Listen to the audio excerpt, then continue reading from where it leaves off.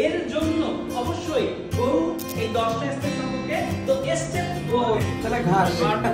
তাহলে ঘাস সেগুলো আছে সেগুলো স্ক্রিন থেকে যাও করে ঘি তৈরি হয়ে এগুলো আমি লিখছি না না না হবে না আমি বলবো ইয়েস ঠিক আছে ইয়েস তারপরে অ্যান্টিবায়োটিক মুক্ত গরু অর্থাৎ যে গরুর দুধ থেকে তৈরি এটা যদি না করে আমরা এটা পাচ্ছি পুরো হয়ে গেল গরু কি লাগবে স্যার গরু গরু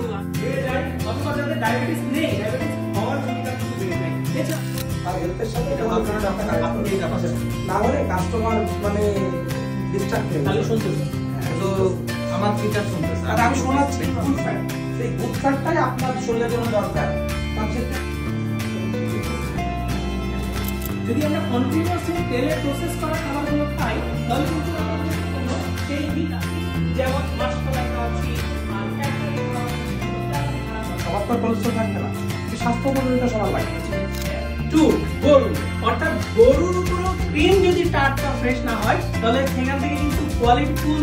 ঘি তৈরি করা একেবারেই অসম্ভব স্টেপ 4 এটা মানে লাভ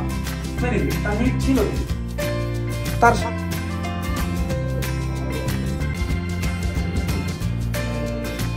প্রাকৃতিক খাবার একটা জাল তারা জালটা হচ্ছে কাটবে না ওদার কি হয় ফ্যাট না বাড়ে আপনার দিতে তাহলে আসলে স্বাস্থ্যকর এটা পাওয়া যাবে কোলেস্টেরল দূর হবে স্বাস্থ্যকর ঠিক আছে গুড ফ্যাট না হয় কোলেস্ট্রল খাওয়ার জন্য অনেক কিছু জানতে